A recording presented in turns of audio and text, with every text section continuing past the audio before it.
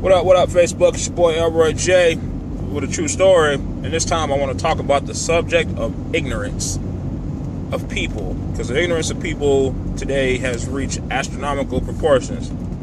True story. So I'm talking to this guy at work. We're talking. And, this guy, he was born and raised in New England his whole life. So, I don't know if you know about New England. Not everybody, but some of the people are very narrow, closed-minded about other races because they have never been around other races and they watch the news or, they hear stories. So they like to judge a whole race of people by the accounts of other people who have bad experiences with other races. So anyway, we're talking and, he was like, well, I don't really, care for Chinese people. Now, me being the inquisitive person that I am, I inquire as to why he doesn't like Chinese people. He was like, oh, well, one time, me and a buddy of mine, we were in Boston, and we got chased down the street by 20 Chinese people. So I says, well, why did they chase you? It was like, what did you say? What did you provoke them? Why didn't you do nothing? I was like, you mean to tell me, you went to Chinatown? Because I've been in Chinatown in Boston with a friend of mine who was Caucasian, and nothing happened. Because why? We weren't disrespectful. So I asked him, I said, you mean to tell me there's absolutely no reason at all? You were in Chinatown and they just started chasing you. He was like, well, we were drunk and we did, say some stuff. The stuff he said was racial slurs.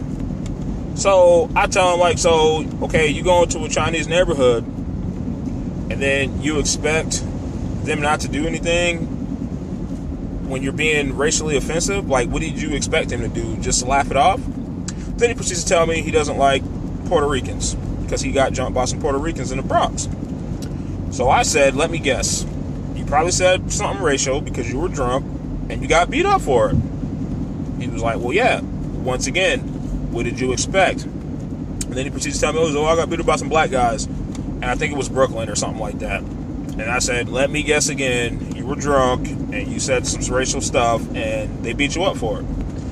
He was like, well, yeah. I was like, so all your bad interactions with people of other races were because of your own ignorance. And I guess the point that I'm trying to make is you can't judge a whole group of people by a couple people who put their hands on you because you incited them to put their hands on you. So that's your fault, not their fault.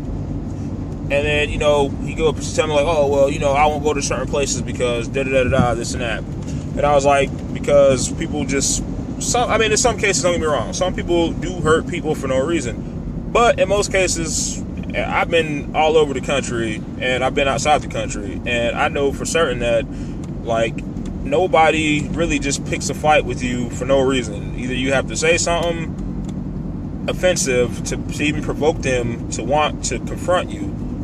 And I've been to some of the worst places in the country and nothing ever happened to me. Nobody looked at me twice. They know I'm not from there. They don't belong there. And if anybody did say anything, it was, hey, do you know where you're at? I'm like, yeah, I know exactly where I'm at. All right, then just proceed at your own risk.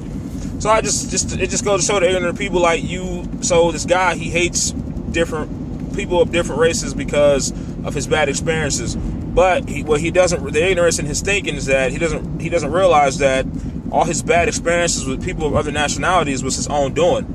I'm not gonna go into a white neighborhood and start talking bad about white people and not expect for something to happen. I'm not gonna go into a Chinese neighborhood, a Spanish neighborhood, and start saying derogatory words toward these people and then not expect for them to want to fight me or beat me up or something like that. And that's what I was trying to tell him. But just the ignorance of who he is, he couldn't accept that. And that he couldn't accept the fact that whatever happened between him and whoever was of his own provocation.